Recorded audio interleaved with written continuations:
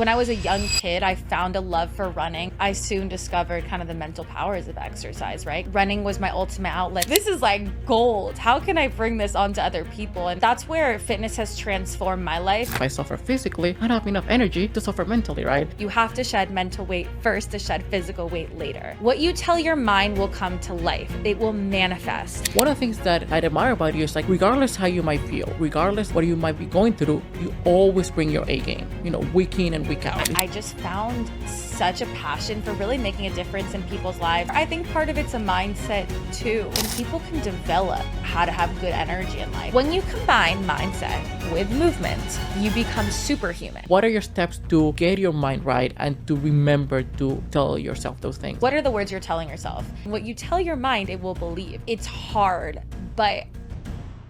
Welcome back to another episode. So today's guest is an athlete, a coach, and a podcaster. She's a force to be reckoned with. Her incredible vibes and unlimited energy would get anybody pumped and ready to run through a wall. Without further ado, let's welcome the face of the Nike Well Collective Run Club in Austin and host of the Feed Food Junkies podcast, the one and only Emily Eckstein. Wow, what an intro. Thank you for that intro. I feel like you need to write my resume for me. Wow, thank you for the hype up today. I really needed it. That was so kind. I'm glad you liked it. I've been looking forward to this conversation for a while. I'm very excited that you're here. And yeah, to me, it's like, okay, what makes Emily Emily? It's like, okay, a lot of energy, cool vibes, all of that. Speaking of which, outside looking in, you do a lot. It seems like you do everything everywhere all at once, right? Is that an accurate assessment? And if so, how do you get here? Well, wow, thank you. I feel like you just brightened my day so much, and you have the best energy. Every time I talk to you or see you, I feel like your energy fills the room. So back at you with that energy question. But I do a lot. I don't know, people call me a little energizer bunny or a squirrel. It's so funny because I have ADD. I've had it my whole life. A lot of people do. But a lot of people talk about the superpower of ADD and how you can use it to your advantage to actually be able to do a bunch of things. So I'd like to say it's one of my superpowers. I guess I just kind of trick my mind like that. But I do a lot. I don't know how I do it, but I do. I do need to sleep more, which I am working on. That's like this quarter, that is my goal. We are working on it. So yeah, when we're in our 20s, we think for us, sleeping is overrated. And I had a bunch of friends of mine say, I'll sleep when I'm dead. It's like, well, if you follow that, you're heading there a lot faster. But yes, your energy is. I see you pretty much every Monday, right? At the Nike Well Collective Run Club, and also I follow along on social media. And it's like, okay, as I mentioned, you do a lot. You teach all the classes. You have a full-time job. You are a content creator, podcaster, and every now and then, and this is like a true statement, I think to myself, whatever she's having, I want some. I mean, I need that kind of energy, and you and you address it. It's like, where do you get that energy from? It is mind blowing, seriously. Okay, well, first of all, that is so kind. Before I touch upon the energy, I also want to talk about the sleep thing because I think my mentality in the past, I know Gary Vee talks a lot about this, is kind of like sleep when you're dead. And I think I used to have that mentality, and then it kind of caught up to me after college, and I realized that sleep is so important to be able to be at your 100% or even 80%. So that's why I'm shifting my mentality to refocusing, reprioritizing to be able to get that sleep that I'm now starting to prioritize. So didn't want to mean that sleep isn't important, because it is actually so vital also for longevity and just your everyday. So I wanted to mention that. But in terms of where I get my energy, I don't know. I think part of it's innate, which I think I've always had a lot of energy. I used to cheerlead and I don't know. I think part of it's innate. I think part of it's a mindset too. I think I thrive off of other people. I'm so passionate about teaching group fitness classes, and I love to give people energy to inspire them on their health and wellness and mindset journeys, and they give that energy back to me. And I think it's just so deep rooted because I think I have discovered this deep passion for helping others, and when I'm able to make a difference in other people's lives, that happiness or that joy or those that excitement, it just comes back into me. So I think it's a mix of community and also just, I don't know, life is short. I've learned in different ways, and it's just having good energy is the best thing you can have in life. But I appreciate that compliment because that means a lot. So you don't sleep enough. Imagine if you slept like 8 hours a day. It's just like, I wish I could have that energy. Seriously, it's like, Well, it's funny. I always say this is I've gotten that compliment before, is that I have really great energy, and I'm really grateful for that for that compliment. Because I do think that's the best compliment you can get. It's like, it's not a physical compliment. It's not something, it's almost just something of your aura, right? And I think, though, that even though a lot of it's innate, I think people can develop how to have good energy in life. I think there's a few ways. It's how you walk into a room, standing up and walking with confidence, right? And I think the other thing is being open to anyone you meet. I think there's so many people that close their walls and that are not open to meeting new people. Whether you're at Nike Run Club, whether you're at a bar out, whether you're at the grocery store, I think you have to become approachable to create that reciprocal energy with other people. Even when you walk into a room and smiling or making eye contact. And I think a lot of people kind of just look intimidating, and they're not open to meeting other people. So they're closing themselves off from kind of getting that reciprocal force of energy as well. yeah, I used to be one of those. But you're not anymore. Well, yes.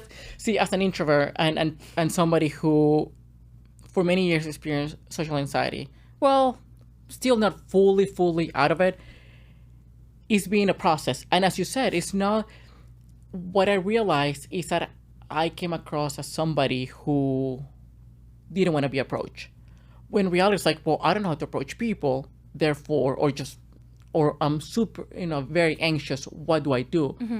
And basically exposure therapy. And the first time I went to the run club at the Domain, I was like, okay, we'll see. Just like, okay, first time, and then the second, and then it's like, but yes, I do agree with you. And a lot of people are like that. And especially after COVID, especially after everyone was isolated and everything is online. But yeah, what brought you to, or what got you to be so immersed into the fitness, especially teaching?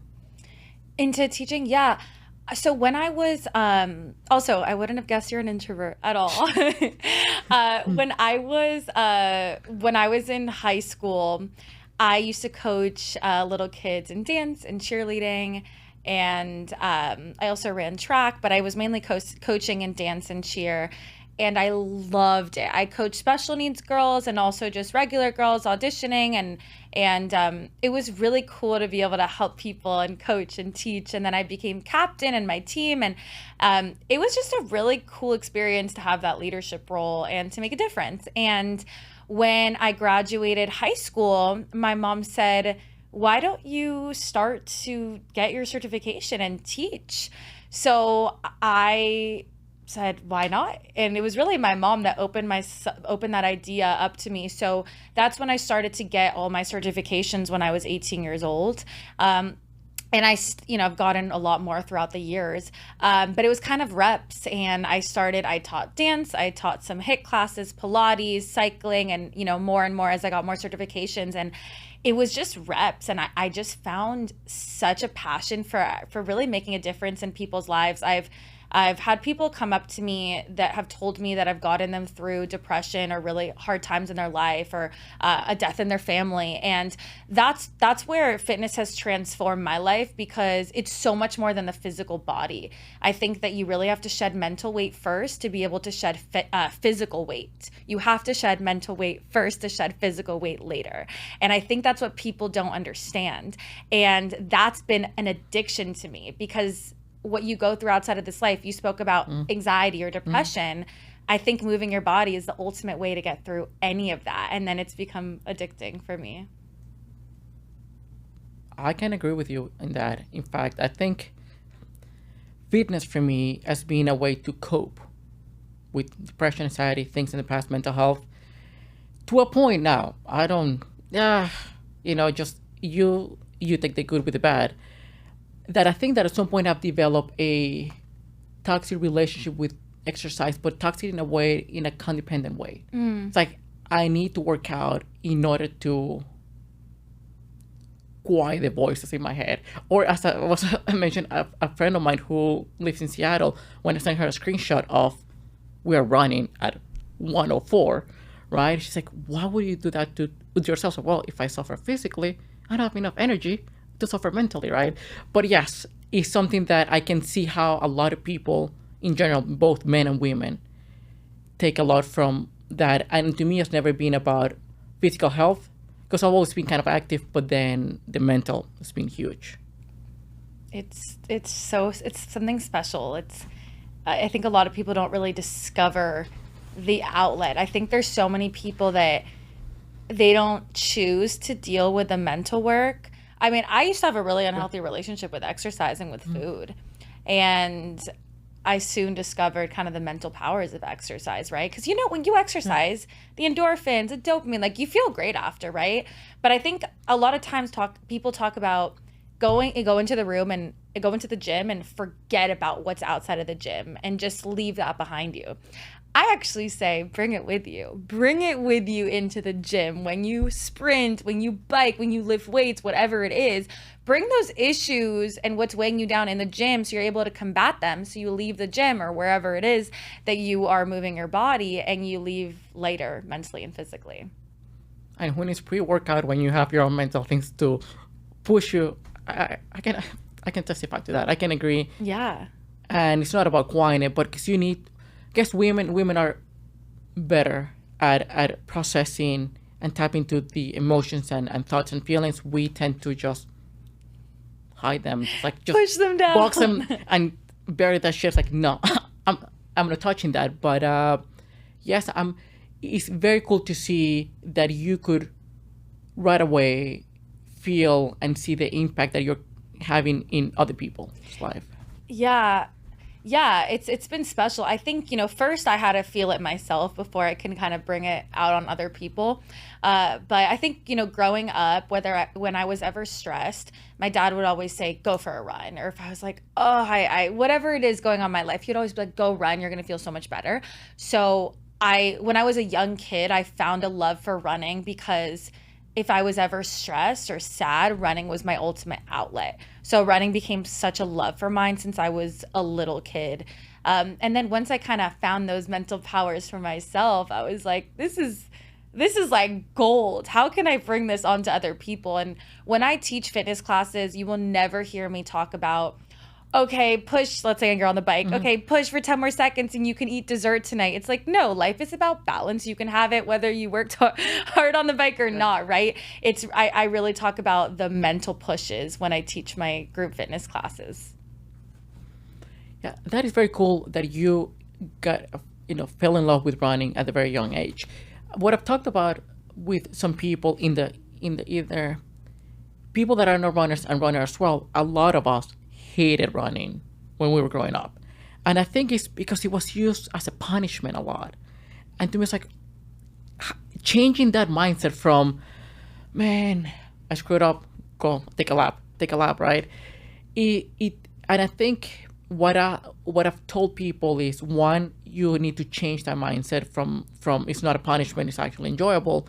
And second, you need to run a lot slower. just to enjoy the whole thing. But it's cool. But now that you mentioned mindset, right? As an athlete, you have been running and doing a lot of stuff since you were a kid. You have gone through a lot of injuries, just athlete sport, right? Yeah. How do you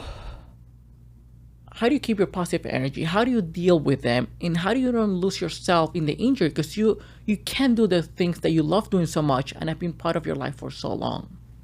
Yeah, it's a really good question because especially when I was addicted to exercise in a really negative way, I also didn't listen to my body. If I had many injuries, many injuries, and having those injuries, I wouldn't listen to my body and keep going. And that's kind of what's hard, right? When you work on strengthening your mindset so much, sometimes it takes over and you think that you're really powerful, that you can go through anything and you can do hard things, which you can. That being said, it is a balancing act to also listen to your body and know when to stop and know when to say that it's okay to slow down for a bit. So I dealt with a really hard time of pushing my body and my mind so hard that overtook me, where I had an injury and it just got worse because I wasn't listening. So it's a balance. I think life is a balancing act, whether it's in fitness or nutrition or just overall, right, holistic balance. But I think right now I recently had an injury where I had a tear in my hip, and my doctor said, I know you're so active. He literally goes, I'm going to talk to you like I talk to my military patients. You cannot run for a month. You have to take it slow. And I really did listen, which was really hard. And I'm still having a hard time. We're almost back to normal, but I still have pain.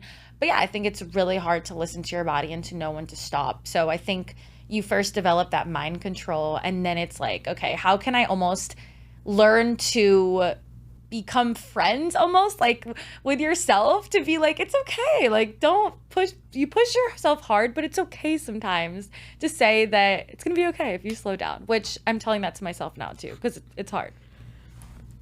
But how about those times, and you can even talk about the injury that you have been dealing with lately, or the injuries when you cannot do any physical activity. For instance, in my case, I've just became a runner a couple of years ago, and I run pretty much every single day. And when I've gotten injured, it's been tough. It's been tough because now I can't do that thing that gives the endorphins. I can't do those things that make me feel good.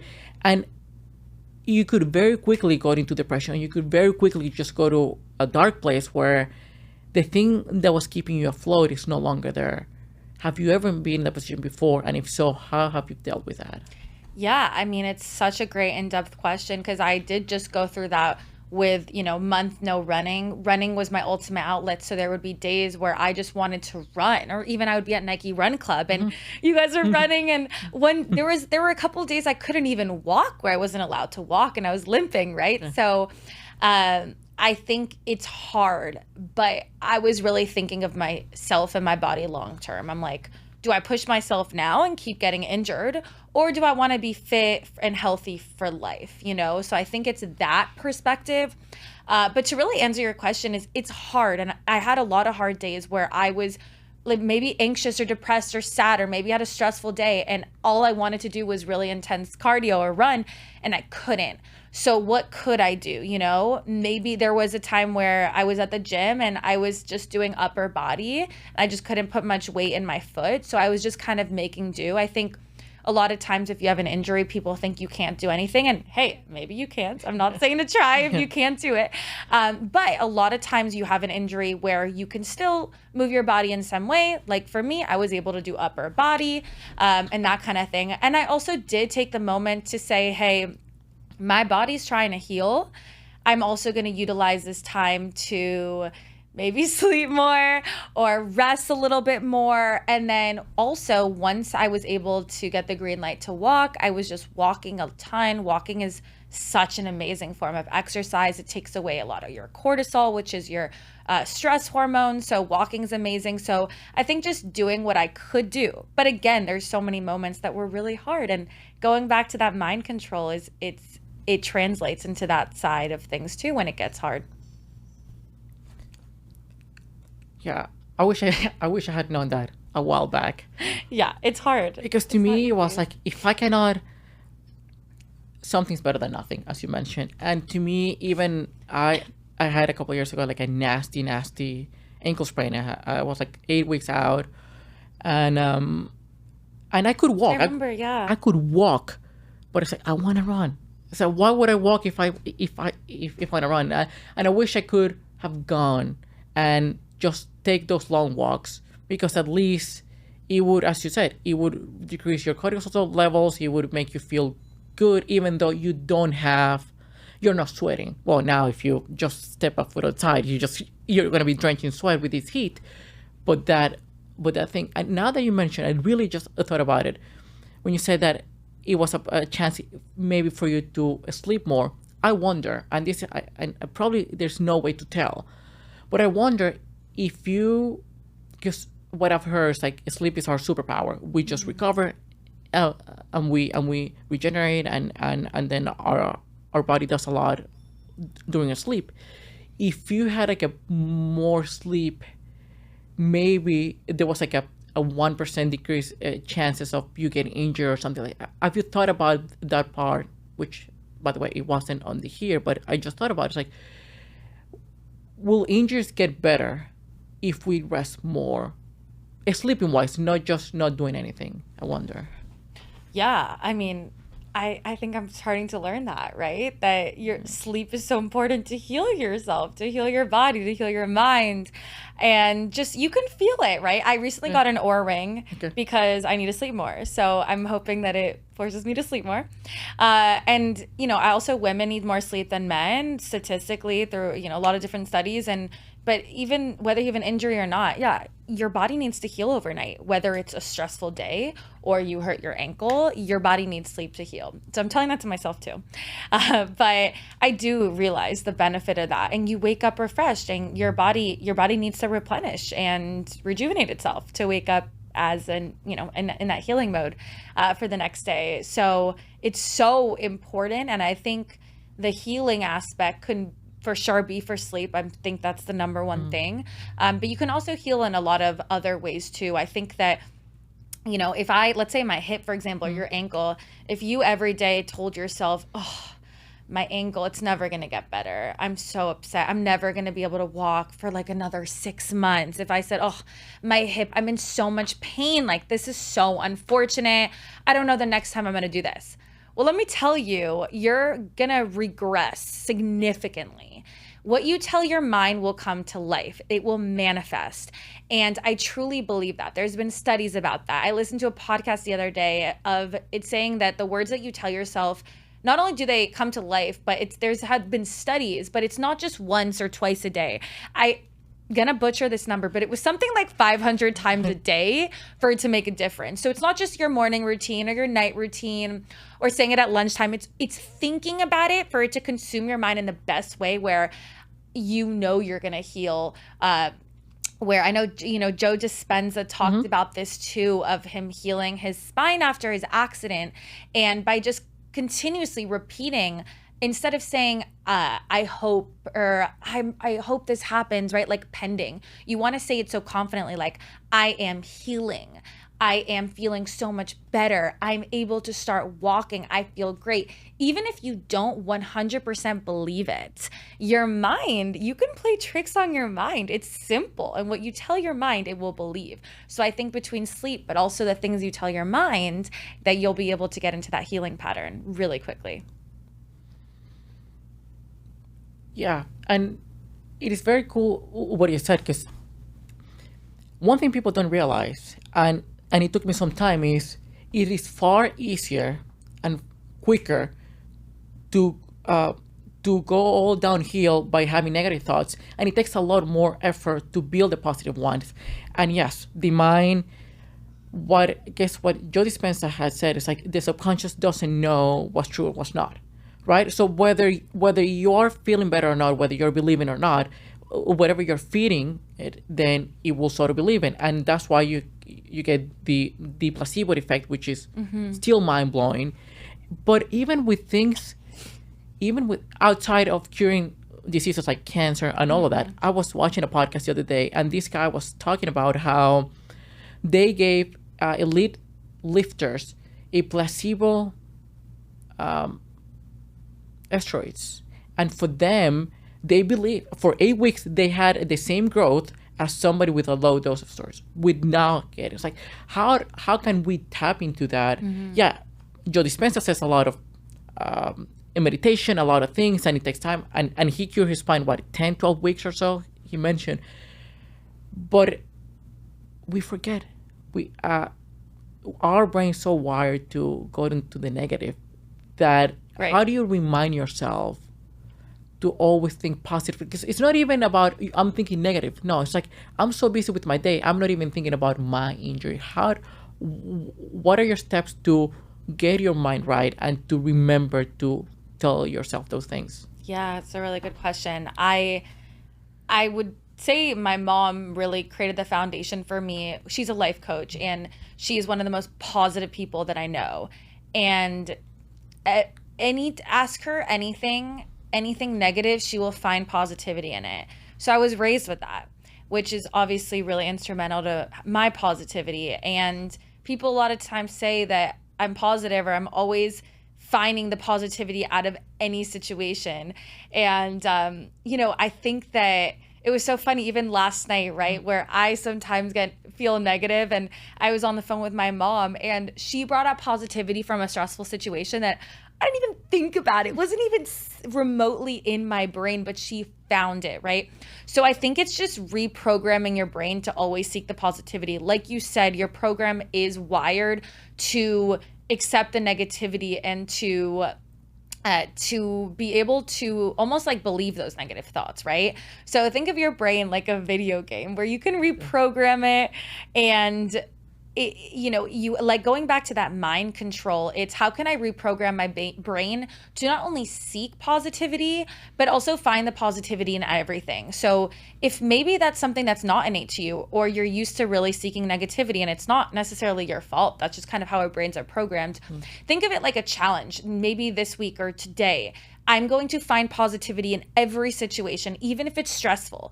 Always find that other side of it, right? So create like a little challenge for you, but also take a moment. Like whenever anything stressful happens in your life, take a breath, count to 10, and just say, where's the positivity in this, right? And again, some things are negative, and it's life, right? You're gonna always have those ups and downs, but I truly believe that you can find positivity in most things, a lot of things.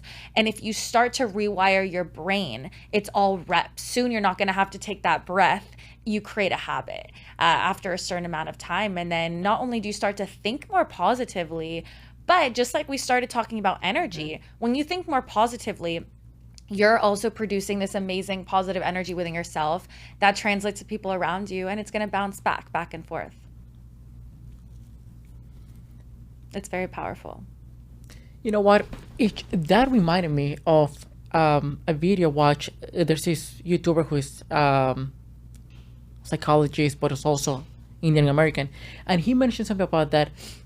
In life, events are just events. See, things that happen to us or to other people, they're neither good nor bad. It's our brain is the one that puts a concept or a meaning to it.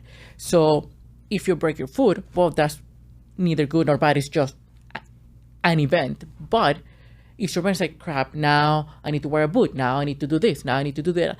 But on the flip side, you could, as you said, find the positive thing, and sometimes, by the way, it's hard to find a silver lining, because even when you lose a loved one, what could be the silver lining? And right, yeah, but you need to make the effort and try to find one, and sometimes it's tough. Sometimes, like you said, losing a loved one, right? You're like, how can that be positive? And maybe there is no positivity in that. Maybe there is just nothing you could come up with, and that's okay too, right?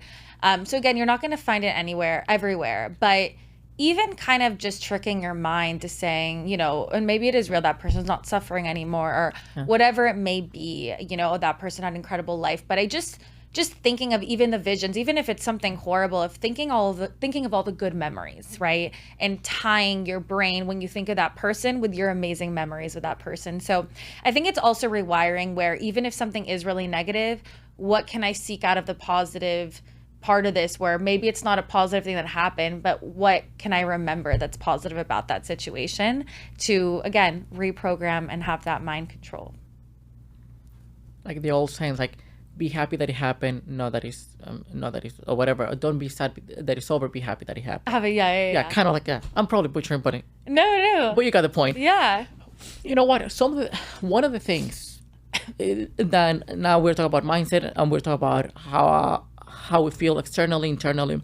One of the things that impresses me the most about you, and I would say it's fair to say that I admire about you, is like, regardless how you might feel, regardless what might going through your head, regardless what you might be going through, you always bring your A game, week in and week out. It's just like, nobody knows what Emily might be going through. Nobody knows what's going inside her head. And yet you just put that aside, because we all feel sad, depressed, anxious. We are sick. We are, sleep deprived, you name it. Were you always like this, or was something that you had to learn and master? Yeah, I had to learn and master. I was not always like that. I think I think kind of where I learned to develop it too is when I used to cheerlead, right, or run track. And if you're going through things beforehand personally that are hard, you have to turn it off and turn your A game on when you walk out the field to cheer, or when that gun goes off and you're about to run and race. And then you also, one of the first things they teach you as a group fitness instructor is you have to turn off the personal things in your life when you step into that room and put your mic on. I recently had a really hard thing happen to me in my personal life. And I was crying before class. I'm like, don't cry very much. And I was really sad. And I was about to teach Pilates, okay? And I was like in the room by myself, and I had 2 minutes to get it together. I let myself let go. I let myself cry. And then I was like, all right, get it together. It's almost like you have an alter ego, you know what I mean? And it's like the mic goes on, that can wait for a second, and now it's time to show up for everyone that's coming to take my class, and kind of setting the boundary between the two. So I think I really learned that through those different experiences in my life. Again, I'm not saying to ignore or push down those feelings, but it is an interesting part of setting boundaries and mind control, of putting those things to the side and stepping into a room and know when to leave them. And then again, I get such great energy from those passions of teaching. So I was able to feel also so much better afterwards and cope with what I was going through, and then deal with it after. But it is hard. It's difficult. And it's again, a habitual practice to do that. And I think a lot of people take that for granted. I think people don't realize it and don't think, yes, because we're so used to seeing somebody being so cheerful, so like a go, we can do it. We don't do the mental exercise. I wonder if what that person might be going through. Mm-hmm. And I think that to me, I like to apply that exercise to both people, those who are angry all the time, who are miserable, who are haters, who just want to hurt other people. It's like, okay, they might be going through a lot of pain, have some empathy. But what we tend to ignore is those who, in your case, just bring your A game up for that moment. But there are in other instances, when you feel, at least from my personal experience, that I used to do a lot, I would just wear a facade when I was in group classes or group of people. Yeah, I would be miserable at home, or just I would be going through a tough time. But when it was hanging out with people, or was just working out in a group, nobody will ever see it. Mm-hmm. And when I realized, like, I wonder how many people are doing the same thing and we don't know about it. Yeah. No, it's interesting. Have you ever had an experience before where, I don't know, you see someone, let's say someone says, oh, like, that's not cool. And then someone starts hyping that thing up, and then all of a sudden everyone thinks it's cool just because one person was hyping it up. That's a stupid example. It's not even an example. But what I'm saying though is that, a lot of people, if they have kind of that opposite perspective and everyone sides with them, all of a sudden you change your mindset shift in 2 seconds. And I like about a month ago, I was at the airport with my brother, and we had a really early flight, and it got delayed 3 hours. And I was so annoyed because I was like, we just woke up at 4 a.m. Now we're 3 hours like trying to nap at the airport. Like, I was so annoyed. And my brother is like, it's all good. He goes, it's all good. We can take a nap. Thank God we weren't on that plane. If it was not working, we have work to do also. It's all good. We don't have to be there on time. And I, right away, changed my mindset. I was thinking, wow, I was like, I love that. Thank you for like shifting my mind for a second. So recently I had a flight delay, 3 hours again, and it was at night this time, and I wasn't going to land till about 3 a.m. in Austin. And I was texting some friends and my mom, and they're like, oh, I'm so sorry. That's so unfortunate. I go, it's all good. It's all good. I have work to do that I'm going to catch up on, and it's okay. It's all good. If I stress and all of a sudden I'm so upset, what is that causing, right? It's not going to do anything. It's not going to make me get there faster. If anything, it's going to spike my cortisol. So I'm going to become more stressed. Stress not only puts stress on your mind and body, it causes inflammation in your body and so many other adverse effects. And it's like, and so on, right? It's like a whole domino effect. So if you just, learn to just, it's okay. That's okay. And I'm not saying listen, I get stressed. I'm not saying I don't. But if you can start to practice those ideas, it becomes habitual. And also, if I do it or if you do it, we bounce off of each other. Some people, including myself, can be addicted to stress. Yeah. It's just like, I need the stress. And then you like keep feeding that stress. And you, as you said, you get more stress and more stress and more stress. And truth to be told, if your flight gets delayed 3 hours, 5 hours, what else can you do? Nothing. There's nothing that you can, you're just stuck there, right? It is unpleasant, sure, but what are you going to accomplish stressing out? Nothing. But we are too annoyed that we're stressed out. But that thing that happened with you, between you and your brother, which is in a very positive way, we need to be careful because it can also be on the negative way. People just bringing like a low energy, bringing stress, bringing drama, and then the next thing you know, then you are feeling like drama, you're feeling like stress, you're feeling in a very low mood. So that kind of energy is just very contagious, whether it's positive or negative. And that brings me to such a good point is, who are you spending your time with? Who's in your environment? Who are the people around you? I'm not saying everyone has to be the most positive person ever that's around you, but reevaluate the people around you. How are they making you feel? Is this person causing your stomach to feel tight? Are they causing you to kind of constrict your body? Or is someone allowing you to feel your confident, positive self and be happy and put a smile on your face, right? So paying attention to the people around you is big. And maybe you shed light on some people, or they don't have that positivity, or maybe you realize that that person's not best to be around you. And it's fine if you cut your losses and move on, which a lot of people should do more often, and not get caught up in, well, we've been friends for a decade, and then it's like, well, is he bringing any value? No, then move on. So true.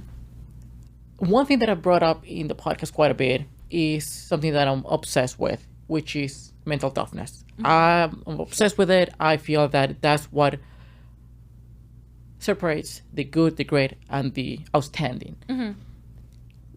How do you work, you personally, on your mental toughness? How do you develop it? Yeah. I think developing your mental toughness, it's not a thing you do in a day. It's something you do over time. I think the top ways, I would say, if you're starting and you're saying, I want to strengthen my mind, what do I do? I would say number one is starting your day off with positive affirmations or thoughts. It doesn't mean you have to write them down. I think writing them down is great because you can visually see them. But sometimes I just do them every morning I walk for about 20 minutes before I start my work day. And throughout the walk, if I don't write them down, I'll just think of them in my head. But I think of what I'm grateful for in the morning. And then I just start saying things that I want to believe in my head. Maybe there's somebody that wants to lose weight and having a hard time. Or maybe someone is having a sad day already. Whatever it is, like just starting to say I'm shedding weight, or I'm feeling really happy and strong and powerful today, or whatever it is, whether you believe it or want to believe it. Thinking of kind of your affirmations When I coach my clients, I always give them affirmations to say to themselves, and I give them options. You can switch it around. It's either saying those affirmations to yourself in the mirror, writing them down, or saying them in your head. But it's continuous throughout the day, but really important priming your brain, especially when you wake up in the morning. So I think number one is just, what are the words you're telling yourself? If you're like, oh my God, I'm such an idiot. How did I do that? Your brain's going to think you're an idiot, right? So, oh, I keep gaining weight. Okay, your body's going to put on weight, right? So again, your brain is simple. Tell it what you want to come to life. So I think words of affirmation are really, really, really powerful. The other thing is I heard this quote one time that said that, you can work out and show up to the gym. That's really hard. That's step one. Step two is you start to go faster, go stronger, go harder, lift more. Ooh, like you're getting more powerful. But when you combine mindset with movement, you become superhuman. So I would say the other biggest piece of advice is whether you're taking a fitness class or running or lifting at the gym, whatever it may be, bring your mind into your workouts. So before you step into the gym, or maybe it's before you start your workout and you start those reps of, as you lift harder, as it gets harder, why am I at the gym today? Like, sure, we all want to look good, but I honestly think that having a stronger mind will not only make you look and feel better, but it's this all-encompassing effect for your entire body, for you to leave there like you actually lost weight in your mind and your body, right? So thinking of, what am I trying to lose today and what's my outlet at the gym today? Because when you think about what your outlet is and what you're trying to achieve, it's so much greater than just what you look like, and you will look even better by combining the two. So having that mental shift and mental power is so important. And the other thing that you talked about mental toughness is, we talked about reprogramming your mind. So I think just setting those boundaries like we talked about of being really cognizant of the energy, the positivity, if you're going through a hard time, like how can you kind of learn to snap out of it? Or maybe it's something you have to dig deeper and cope with it and go for a run and let your mind go. But I think is learning to have that mind control of, you are bigger, you have the mind control, you are stronger. And it's not a day that it takes to build that, it's these habits. But step one is writing down what you want to achieve, and then you'll get there. And be patient. And be patient. Be patient. Be patient. Yeah. It doesn't happen overnight. I have a toxic relationship with patience as well. And life has been teaching me, it's like, chill. Yeah. Right? Yeah. I'm asking, because I've asked all the athletes, all the people, and everyone has a different answer, because again, every road leads to Rome, right? So it's cool, your approach as well. And I can see how you start working towards that. And that's what, to me, the top 1% of anything, whether you are an athlete, well, if you're an athlete, probably genes are involved, obviously. But athletes, entrepreneurs, what makes you stand out is just how powerful mentally you are, how strong you are, and then you don't let anything bring you down. And I don't want to assume things, but I'm pretty sure, knowing you, that you probably watch or heard or listened to the podcast. It was Andrew Huberman and Goggins, right? I was just going to mention that. Yeah. And I'm probably going, in advance, I'm probably going to butcher the name of the thing, but what he was saying is like, there's a recent studies, as you probably know, the anterior mid-cingulate cortex, probably is wrong, don't quote me on that, just in case, that when you do hard things, when you do things that you don't want to do, it grows. And I remember seeing Goggins and his face like, no shit, I've been doing that all my life, right? But what are those things that you feel that are too hard, or there's some fear involved, but you do them anyway? Ooh, well, I also, just to touch upon what you said about Goggins, is someone said, you're so lucky that you were born with such a strong mindset. And he goes, lucky? He goes, I built this. So if you've read his books, I read Can't Hurt Me. He talks about putting himself in these really challenging situations, which is another level, to say the least. But he's built, right? He's done the reps, and more so than any of us combined. But to build those habits in his head. But Your question was, what things, if that is true, because what Huberman was saying is going and doing weightlifting until failure is hard. Doing cold plunge is hard. But if I like to do those things, even though they're hard, they don't affect my whatever side of the brain. It doesn't grow. It doesn't get smaller. But only doing those things that we don't want to do, whether it's too hard, uncomfortable, or we are afraid of, if we do them, that thing grows. What are those things that you have to do, or that you felt that way, but you did it anyway? Yeah.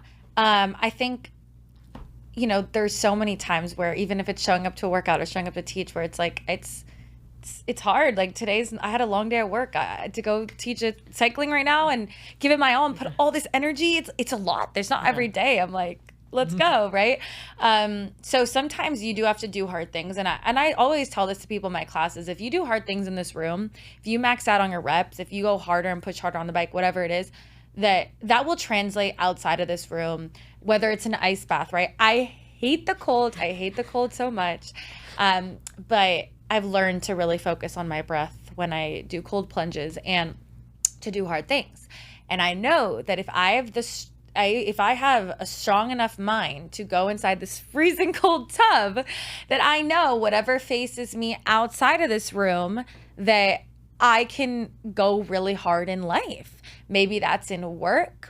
Maybe, like whatever it may be. When I used to have an eating disorder, and like I talked about that really toxic relationship I had with fitness. And I remember when I ran my first half marathon, I was able to push so hard because I felt like I was using running to overcome those really toxic relationships I had with food and exercise. And it was like my coping mechanism.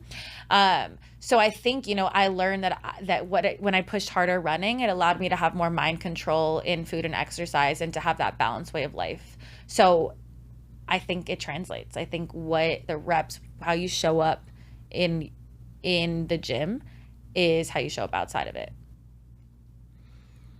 Yeah, I don't like cold water either. And every morning I've done like a 1 minute in the cold shower for the last 4 months. People who say that it gets easier, it doesn't. No, it doesn't. It doesn't. That's something it doesn't. At least for me, it does not get easier. It doesn't. It just and yes, Goggins a different animal. He's just built different. And when I was watching the thing, it's like, okay, this guy's like 5% body fat and 95% that part of the brain that is just like going all cool. But I'm glad that you mentioned those things, the obstacles that you have overcome in the past, and talks about overcoming obstacles and being resilient. You have your fair share of life obstacles. You had scoliosis when you were 10, eating disorder when you were in college. You also near death experience a couple years ago, multiple injuries, even the one that you're doing right now. How do you bounce back? What is the mindset that you bring anytime that life throws you a challenge like that? Yeah, I mean, it's a really deep question because it's hard to bounce back in life. When I went through the car accident that you touched up upon, that was my near-death experience. It was really scary. And I think I'm not saying I bounced back right away. I was really scared to drive. I was transported to the hospital. Like, it was a really scary time. But I think going through that, I was just so grateful. I think I had so many different emotions for so long after that accident and a lot of trauma from it that I dealt with so long. So it took me a really long time to bounce back after.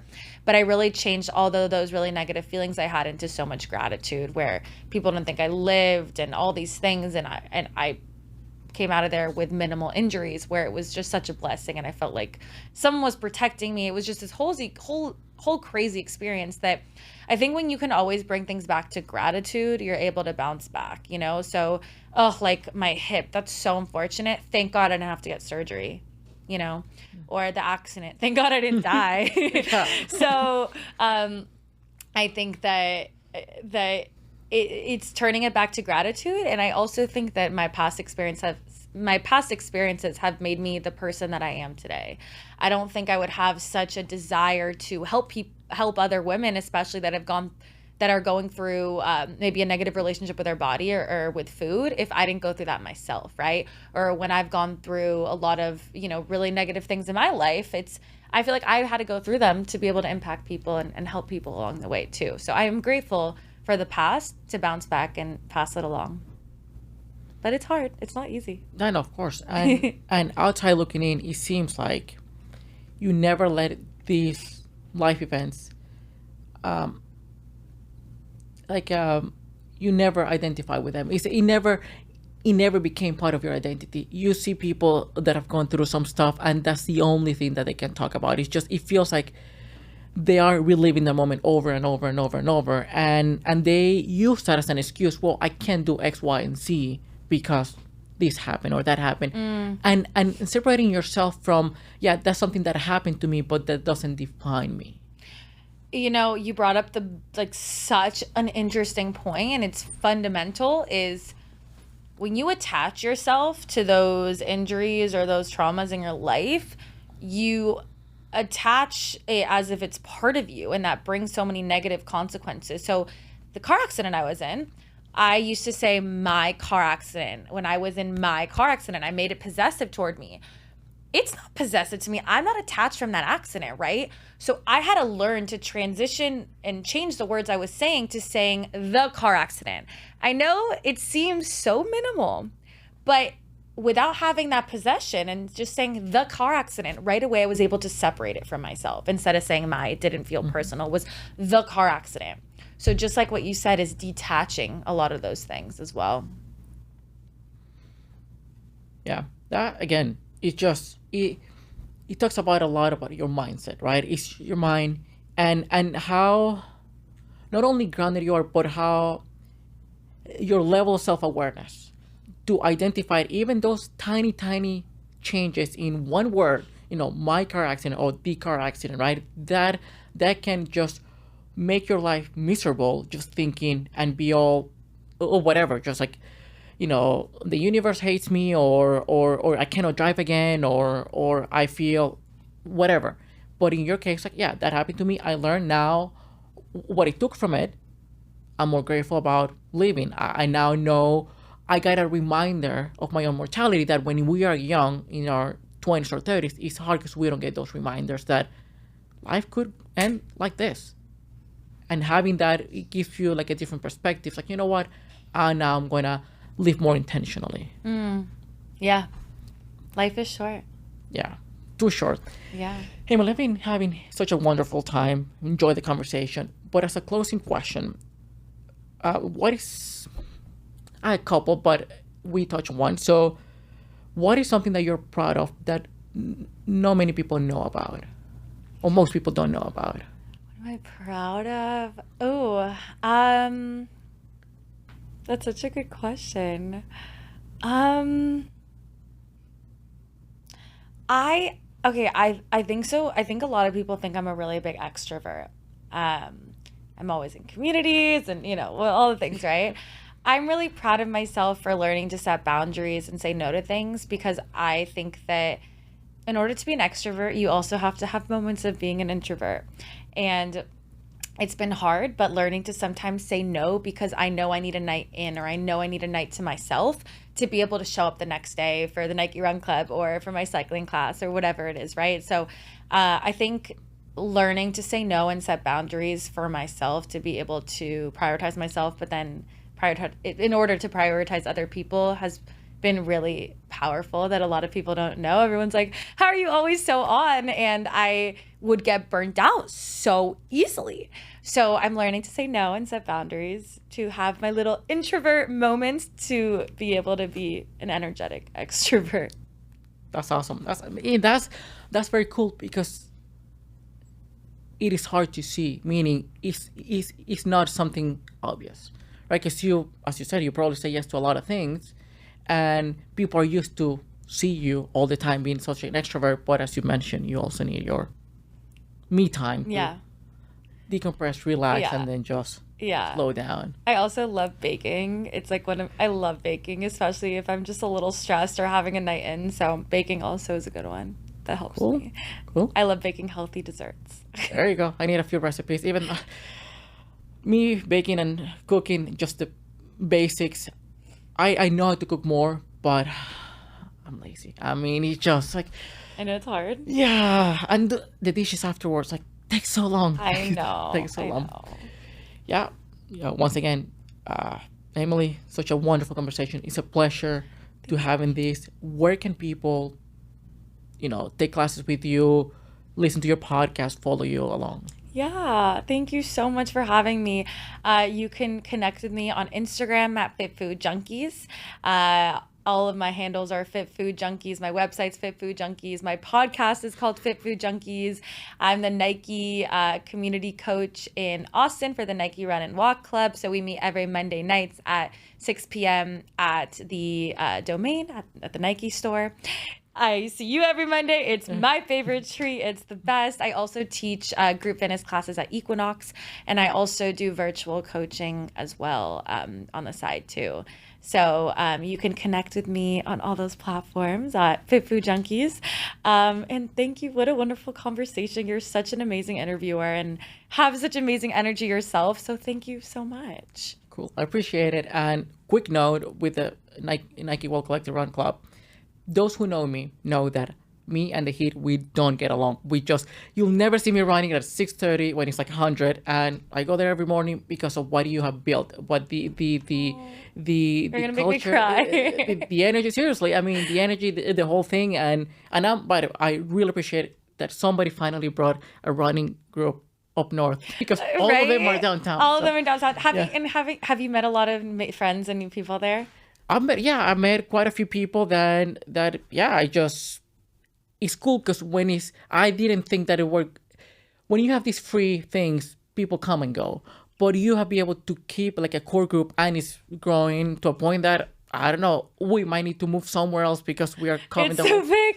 Yeah, it's like I said, it's like I bounce off of that energy. It's so special to me. I look forward to it so much, but I feel like we see the same faces and then new ones, but it's so many of the same faces that come every Monday, which is so special. And that's what community is all about. When I first moved to Austin, that's how I met all my best friends and new friends, was from running, but from that community. So it's so special, but thank you for being a part of it. That means so much to me. Awesome. Yeah. Once again, pleasure having you on, and it was an awesome conversation. Thank you so much.